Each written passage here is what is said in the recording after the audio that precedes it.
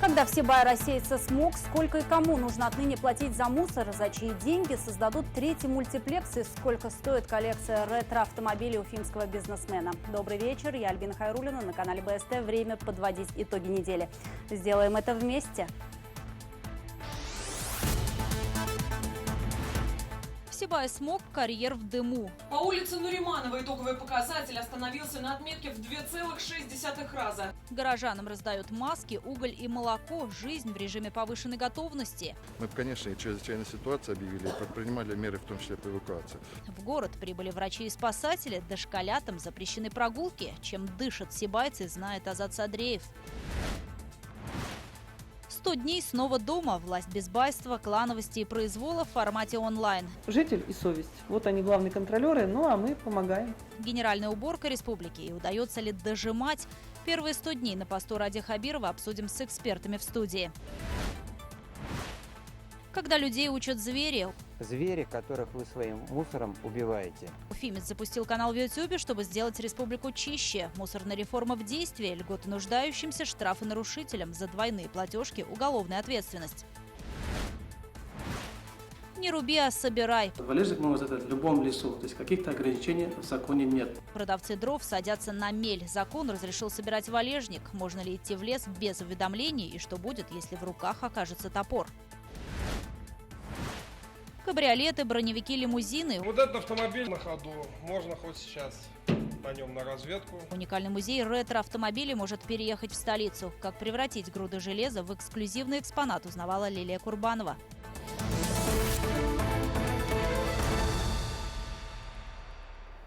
Уголовное дело завели в Сибае по факту загрязнения атмосферного воздуха. Сегодня в городе вновь зафиксировано превышение допустимой концентрации вредных веществ. Выброс диоксида серы на местном карьере стал причиной обострения хронических заболеваний у местных жителей. По поручению Ради Хабирова в город прибыл десант уфимских врачей. В аптеках раздают бесплатные маски, а с понедельника школьникам начнут выдавать молоко. К слову, руководитель республики побывал в городе дважды за неделю. До 1 февраля поручено ликвидировать очаги окисления породы, а людям, оказавшимся заложниками халатности руководства горно-обогатительного комбината, оказать всю необходимую помощь.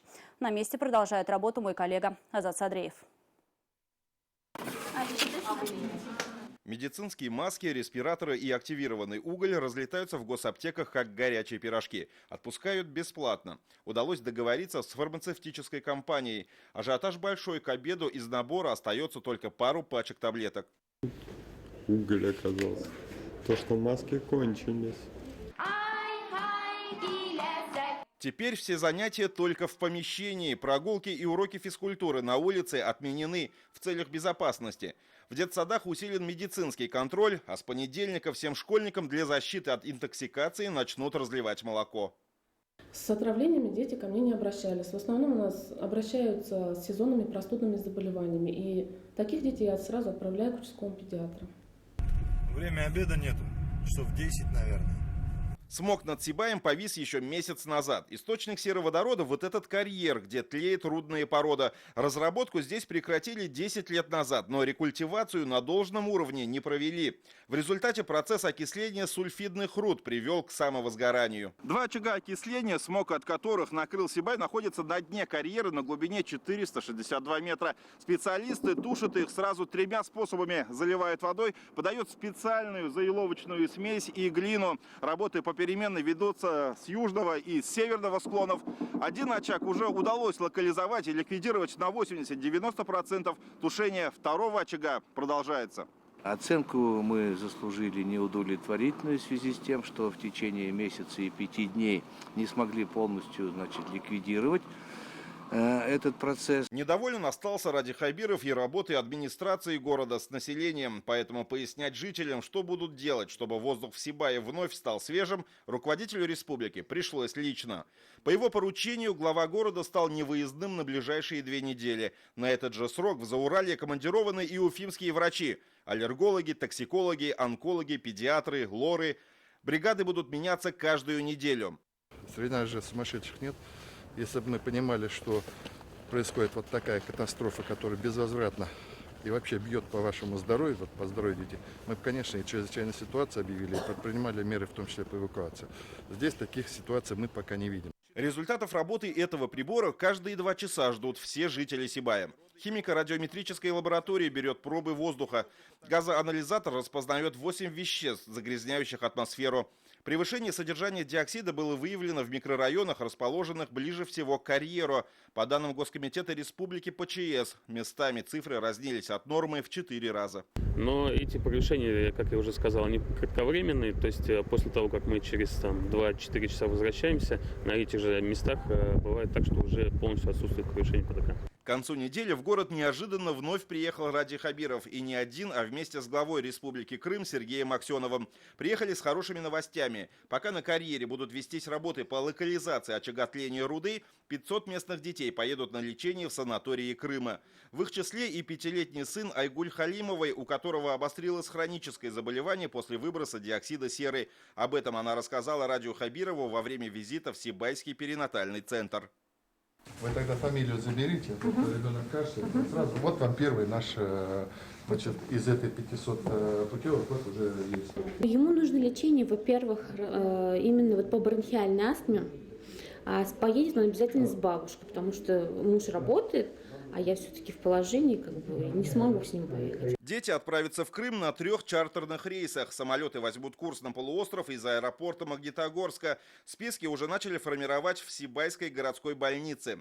По словам Сергея Аксенова, Башкортостан и финансово, и морально поддержал Южную Республику в трудную минуту. Теперь пришла пора протянуть ответную руку помощи. Максимально постараемся оказать содействие Башкортостану и городу Сибай. А здесь Ради Фаридович определит с главой администрации, какой будет порядок, кто поедет, кому есть прямые показания прописаны, врачей и так далее, кому нужно наблюдение, а мы со своей стороны все организуем. Поэтому это за счет Республики Крым принимаем. Раздавать это вирус-памятки, которые разработали. Тем временем в городе продолжается раздача памяток населению, в которых указаны продукты, способствующие выводу вредных веществ из организма. Это яблоки, черная смородина, молоко. За 2 дня сотрудники учебно-методического центра посетили более 350 подворий в 3 наиболее опасных зонах, расположенных в непосредственной близости от Сибайского карьера. Жители получили важную для себя информацию, даже если в момент обхода их не было дома. Памятки оставляли в почтовых ящиках. А самую последнюю информацию об уровне загрязнения воздуха горожане получают сразу из нескольких источников. Для этого эфирное время выделили 3 радиостанции, в том числе и «Спутник ФМ». Сибайское телевидение оповещает горожан об уровне ПДК во время включения в сетку вещания нашего канала. То, что глава региона взял под свой контроль вот эту проблему, это очень хорошо. Это мощным катализатором явилось в реакции и местной власти, и надзорных органов. После этого появилась информация, открытая информация. На самом карьере работы ведутся в 2 смены. Для ликвидации окислительных процессов прислали дополнительную спецтехнику. Проложены трубы, заливающие воду в очаг, объем увеличен. По факту загрязнения воздуха сибайским филиалом УГОКа возбуждено уголовное дело. Азат Садреев, Булат Закирьянов, Гульгина Раскельдина и Михаил Вавилов. Итоги недели. Сибай. Список детей на санаторное лечение в Крым сейчас формируется в больнице Сибая. Ключевой критерий отбора – медицинские показания. Это в первую очередь аллергики и астматики. К тому же поедут в Крым дети, проживающие на территориях, граничащих с карьером. Ради Хабиров уже отреагировал на негативные комментарии в соцсетях, что путевки получат дети чиновников. Не исключено, если это им положено по состоянию здоровья. Поэтому от местного главы Хабиров потребовал честной работы, чтобы у жителей было доверие к власти. Кстати, в городе Евпатория вскоре приступят к реконструкции санатория «Юбилейный», принадлежащего Башкортостану. Об этом стало известно на встрече Радия Хабирова с делегацией Крыма. Строительство новых корпусов и благоустройство территории на берегу Черного моря должно завершиться в 2021 году. Финансирование – это первой и второй очереди, порядка 2 миллиардов рублей. Это строительство лечебно-оздоровительного комплекса на 1300 процедур в день, 520 посетителей в день должно проходить. Ради Хабиров стал лидером общественного мнения. Об этом заявили эксперты, оценивая работу временно исполняющего обязанности главы Башкортостана за 100 дней руководства регионом. И действительно, людям импонирует то, что Ради Хабиров взял курс на открытость власти, для чего внедрил систему «Инцидент» и заставил чиновников завести страницы в соцсетях. И, по сути, перешел на ручное управление, организовав тематические часы по медицине, строительству, инвестициям. Чиновники в буквальном смысле с трудом поспевают за инициативным руководителем. При этом Ради Хабиров заявляет, что отстающим лучше искать другую работу. Я только проверю, да, вот может она... Не, вроде настоящая. Это 16. Он уверенно чувствует себя на татами и предпочитает играть только в спорте, игнорируя схватки бульдогов под ковром. Политику Башкортостана Ради Хабиров с первых дней у власти решил сделать открытый и простой в понимании рядовых жителей. Нужды тружеников новый руководитель республики ставит во главу угла. Ведь когда-то он и сам начинал карьеру учеником фрезеровщика. Было очень рано приходишь на работу, потому что предприятие в 7:20 начинало работать. Но это хорошее. Вот здесь все настоящее, тут люди настоящие, тут металл настоящий. Презирая заносчивость и байство, он сам задает темп своей жизни. Это видно даже потому, как быстро он вникает в проблемы. В рабочих поездках сходу меняет маршрут, обедает в школьной столовой, смущается в объятиях стариков и вместе с детьми смотрит новогодний утренник, приглашает в свой кабинет детей из детдома. Хабирова не тревожит перспектива потрястись в старом пассажирском пазике, как это делают миллионы жителей региона, чтобы окончательно убедиться: нелегалам на уфимских дорогах не место. Моя предыдущая должность и предыдущие места, они учили нас долго, кропотливо, последовательно дожимать. Свой инстаграм Ради Хабиров ведет не для, а вопреки пиару, на личном примере демонстрируя подчиненным: так должны работать все. Причем в погоне не за красивым кадром, а за решением проблем, о чем его просят уже не десятки, сотни тысяч подписчиков. Он распекает чиновников за нехватку врачей, поручает благоустроить подъезды многоэтажек, вспоминает маму, гостит в родном Сайраново, нянчит внука хорошего друга. Он принят обществом республики, он стал главным лидером общественного мнения в республике. О своем решении сохранить легендарную гору Таратау Ради Хабиров тоже сообщил в социальных сетях. После 5 лет митингов, споров с промышленниками и длительных переговоров Хабиров спустя 2 месяца у власти наконец нашел компромисс. Таратауны, Юрактауны бермәйбез. Бермәйбез, ол международный статус берәбез да. Ол уже мында Хабировмы, Ивановмы, анан соңра беркемгә дә ул кетмәй. Ради Хабиров, как выражается сам, дожимает подчиненных, устанавливая конкретные сроки решения проблем. График руководителя республики, кроме еженедельных оперативок, пополнился тематическими часами. Он не дает спуску нерадивым чиновникам и коррупционерам. Кулаком по столу остановил банкротство издательства «Башкортостан», разогнал кумовской клубок в государственном перевозчике «Башавтотранс», где уже шло разбазаривание имущества. Варварская разработка карьера в Баймакском районе стоила кресел высокопоставленным чиновникам в регионе и на местах. Я от этой истории не отстану. От властей Ради Хабиров требует и цивилизованной обратной связи с жителями. Бумажное обращение заменил инцидент. Персональная связь с главой республики в социальных сетях позволила многим получить льготные лекарства, добиться ремонта в поликлинике, отмены строительства кладбища в Жилино или наладить отопление в поселке Новое Глино. Если мы не проконтролируем, то есть главный контролер, это житель, который обязательно придет и напишет, и скажет: вы обещали повесить до 18 февраля, а где ваши фонари? А их нету. Поэтому житель и совесть, вот они главные контролеры, ну а мы помогаем. Ради Хабиров, обновляя власть, вовсе не рушит мосты, борясь не с прошлым, а с его пережитками. Из небытия вновь в информационном поле первый президент республики Муртаза Рахимов. Его и Рустема Хамитова он благодарит за сильную экономику и славу республики в мире, демонстрируя консолидацию, преемственность и уважение к старшим. Главную мысль высказал, я думаю, что он положительно высказался проблемы серии. То, что вот увидел, что хочет сделать, и поэтому все его речи должны быть выполняться. Ради Хабиров возглавил регион с целым ворохом застоявшихся проблем, о которых даже рисуют карикатуры, ведь это мотивирует к делу. Бывший ученик фрезеровщика уже приступил к генеральной уборке, и речь здесь вовсе не о чистоте улиц. Наведение порядка необходимо во всех сферах, чтобы догнать и обогнать продвинутых соседей. Наши соседи и друзья очень правильно говорят: без булдрабас. А я хочу сказать собравшимся: без яхшарак булдрабас. Максим Окунев, Артур Ханов, Расул Шагимарданов. Итоги недели. Итак, 100 дней от приказа. Более подробно обсудим эту тему с экспертами студии. Сегодня у нас в гостях публицист, региональный директор информационного агентства «Медиакорсеть» Шамиль Валеев и художник-карикатурист Камиль Бузыкаев. Добрый вечер. Здравствуйте. Чем запомнились вам эти 100 дней? Оправдались ваши надежды? Импульс, который получила республика, он продолжается. Вот. До сих пор у меня чувство счастья от того, что субъективное мое ощущение, от того, что в республику пришел адекватный руководитель, не проходит. Но как бы первоначальная эйфория, видимо, уже такая уходит. Ну, имеется в виду... Начинается время плодотворной работы. Да, жизнь в Башкирии не праздник, и мы видим вот и по Сибаю тоже, что там требуется везде ручное управление, что везде ждали такого руководителя жесткого. Наша республика такая довольно-таки чиновничья, и от того, как настроен и куда бежит чиновничий аппарат, это важно. И как раз Ради Хабиров здесь нужное, как сказать, место занял в этом пазле. Наверное, не ошибусь, если скажу, что на одной из самых первых ваших карикатур, которые вы нарисовали с приходом Ради Хабирова, был изображен мужчина, уж больно похожий на Шамиля Валеева, который выхаживал под окнами Дома Республики. Он ли это? Раскройте уже тайну. Ну, я не знаю. Вы тоже там были? Нет, не был. Просто вот... Я на самом деле там ходил и выглядывал в основном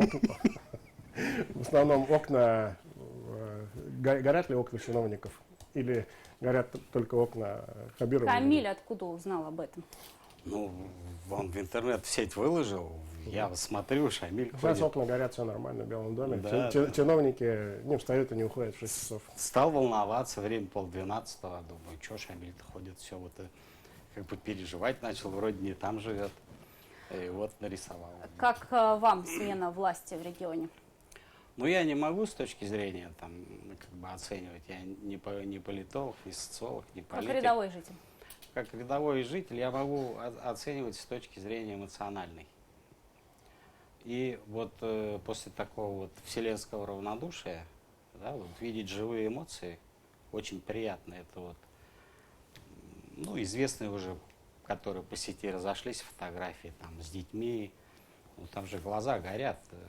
Я как-то писал, что я вот прощу все, попрошу прощения, если вот, допустим, предыдущий наш герой, да, вот, скажет мне твердо, что вот он останется жить в Башкортостане.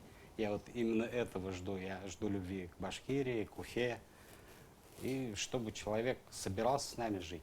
Ради Хабиров сразу заявил такую фразу: «Будем дожимать». Дожимать. А как вы ощущаете? Ну, то, что продолжается тема, я вот, за оперативками, которые в онлайне проходят, я за ними слежу удаленно и вижу, что, ну, кроме, это не махание шашкой, это возвращение к одной и той же теме. Вот, их просто много накопилось, и надежд люди возлагают много, но вижу, что работа входит в какое-то последовательное системное русло. Камиль, а вас не прижимают за карикатуры?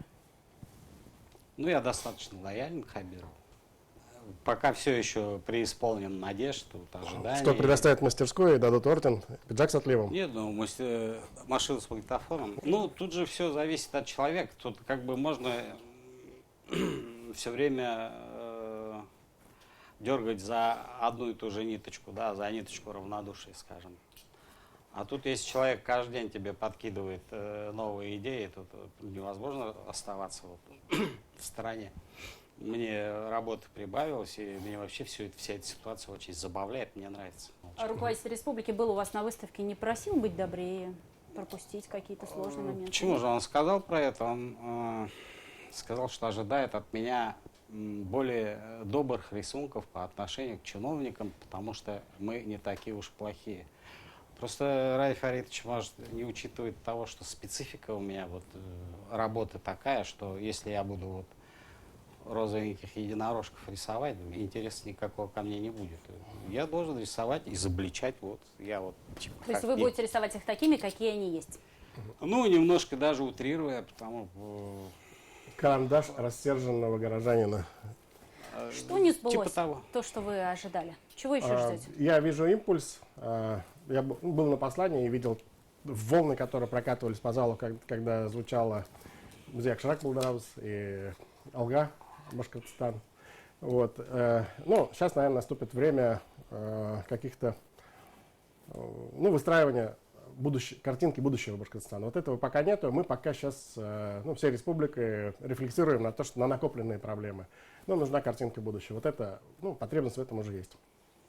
Спасибо большое, что нашли время прийти к нам в студию, обсудить насущные вопросы. Свежую карикатуру ждем от вас сегодня в соцсетях. Во сколько? Скажите, пожалуйста. Спасибо.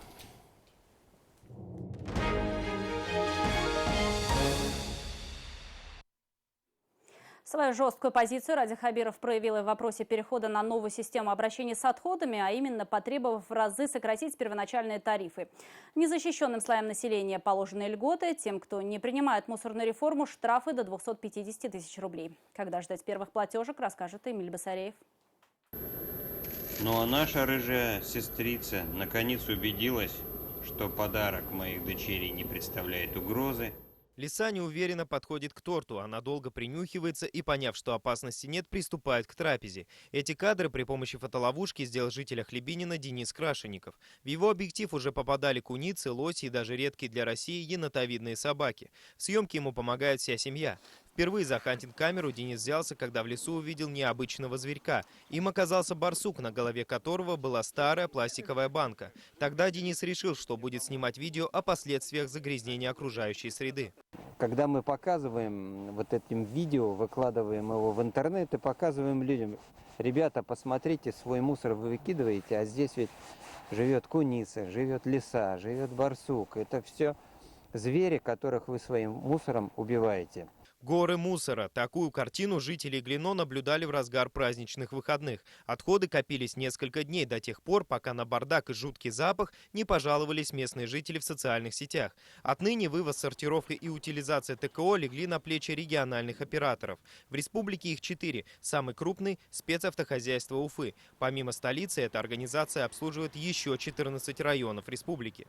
Изначально мы начинаем бестарным способом, но со временем устанавливаются контейнера для сбора твердокоммунальных отходов. Определены перевозчики на основании контрактов, которые перевозят именно эти отходы по территории муниципальных районов и отвозят на законные полигоны. Там, где нет контейнеров, организован мешочный сбор. Этот принцип работает в сельской местности и в частном секторе столицы. В определенные дни по улицам проезжает машина и забирает мусор вдоль дороги. А чтобы мешки не рвались, кое-кто из жителей изобретает свое ноу-хау.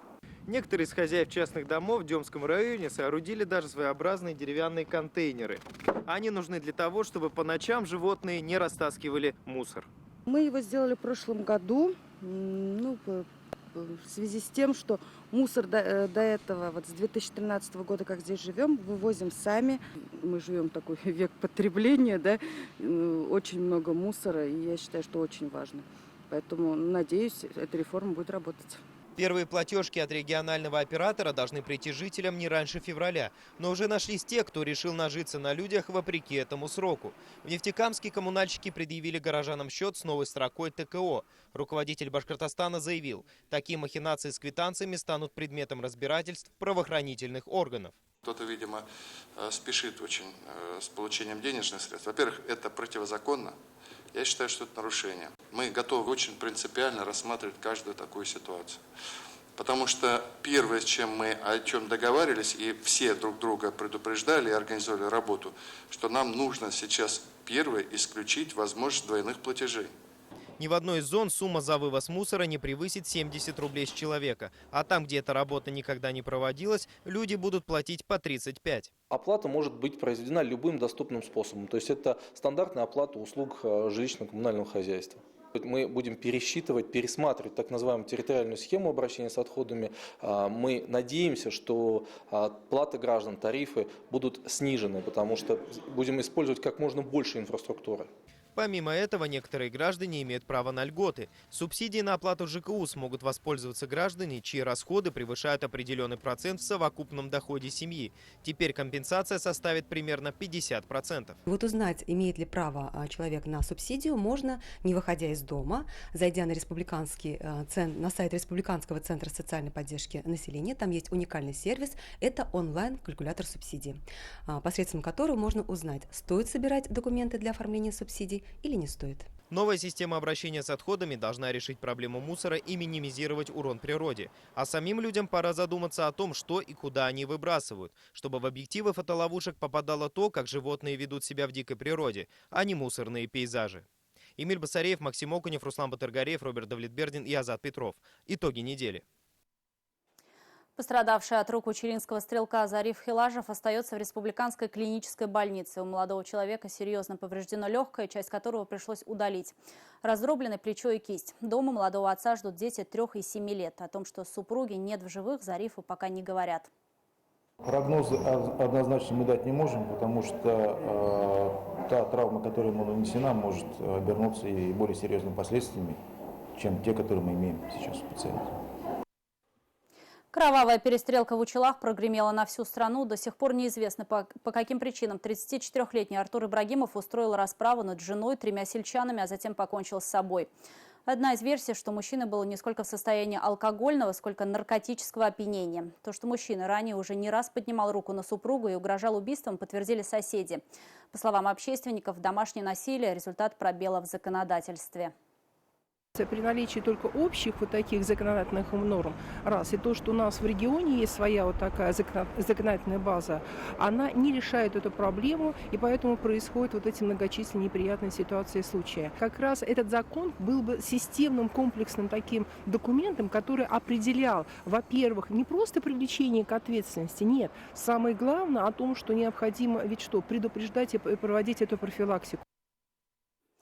А сейчас о других, не менее важных событиях недели. Новости короткой строкой далее. В Уфе состоялось первое судебное заседание над водителем грузовика, сбившего насмерть 11-летнюю девочку. Школьница за пару секунд до этого успела выйти из автобуса и тут же оказалась под многотонным большегрузом. ЧП произошло в поселке Михайловка. На суде было представлено видео уже с другого ракурса. На кадрах самосвал обгоняет по встречной полосе впереди идущую машину и сметает маленькую девочку. Груженный самосвал должен был ехать в объезд и избегать спусков, но почему-то в последнем рейсе шофер нарушил это правило. Я раскаиваюсь, то, что девочку не спас. Вы считаете себя виновным? Не могу на этот вопрос ответить пока. Дознавательницу, заявившую о групповом изнасиловании, уволили по результатам служебной проверки. Распрощаться с должностью пришлось и ее коллеге, которая в тот вечер тоже оказалась в здании миграционного отдела МВД в нетрезвом состоянии. Обеим девушкам вменили в вину в совершении поступка, порочащего честь сотрудника полиции. Таким образом, все фигуранты этой нашумевшей истории отныне не являются сотрудниками Министерства внутренних дел.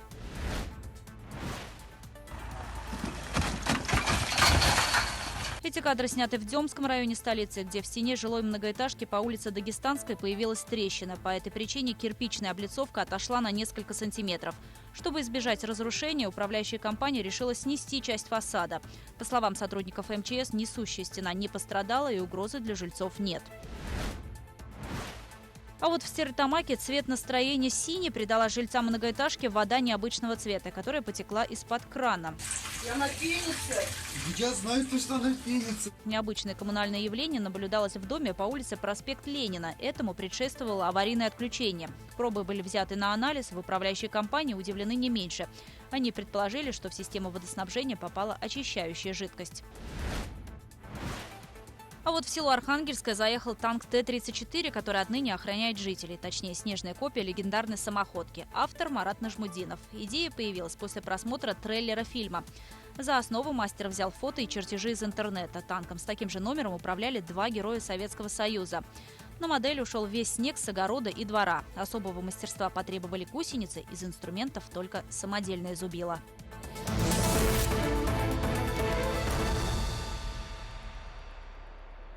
За сбор валежника без разрешения наказывать не будут. Об этом в интервью нашему телеканалу заявил один из инициаторов нового законопроекта. Речь идет о заготовке лежащей на земле древесины для собственных нужд.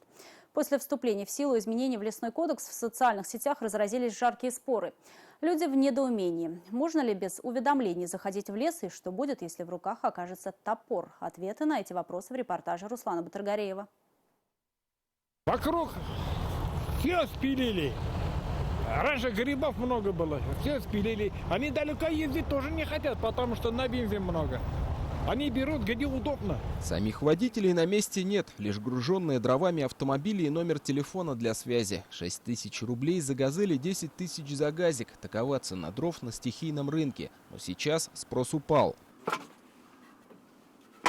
Этого хватит на одну растопку, но не на целый день. Чтобы в доме поддерживать комфортную температуру, печь нужно топить как минимум 3 раза, говорит Владимир Котов. Дрова он заготавливает еще до начала холодов. Вот я 2 машины покупаю по 6 кубов, это 12 кубометров.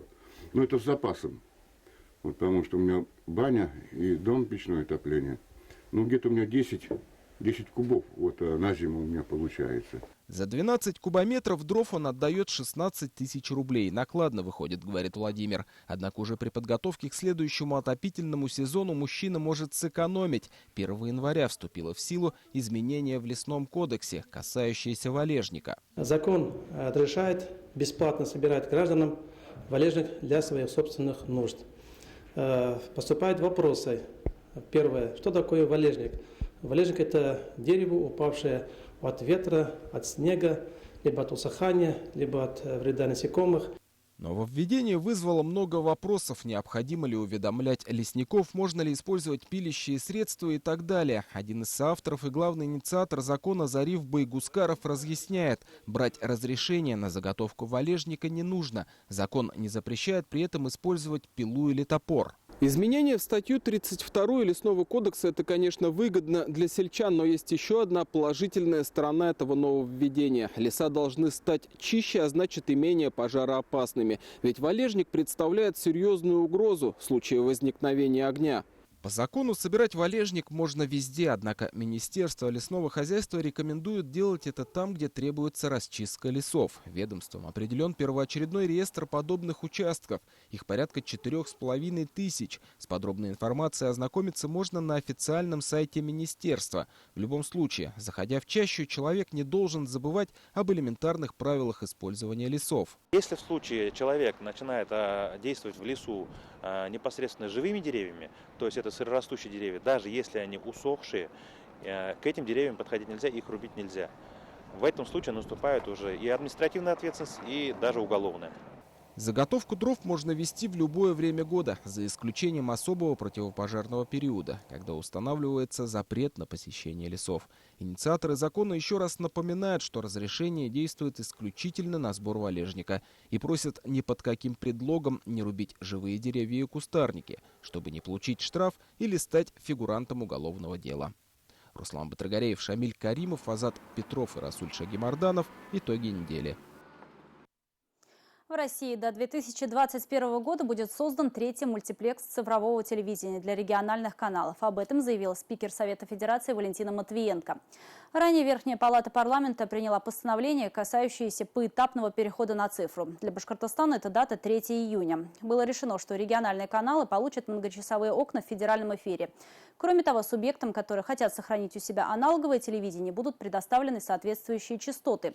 Что касается создания 3-го мультиплекса, куда войдут местные телеканалы в цифровом качестве, предполагается средства из федерального бюджета.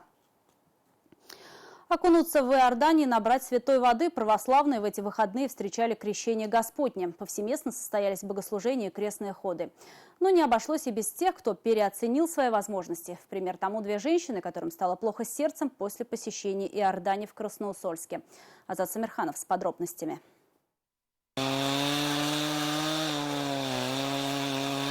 Вооружившись бензопилой, спасатели пилят лед на Солдатском озере. Огромные блоки, извлеченные из воды, составляют православный крест, который установят у входа в Иордань. В Уфе в этом году не было купели на монументе Дружбы. Здесь идет реконструкция набережной. Зато впервые прорубили лед в пруду Аксаковского сада.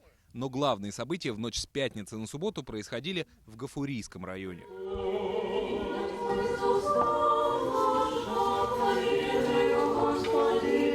Служба в храме Табынской иконы Божьей Матери началась ровно в полночь. Затем процессия отправилась из церкви на Святых Ключах к источнику, где еще с вечера собрались тысячи верующих.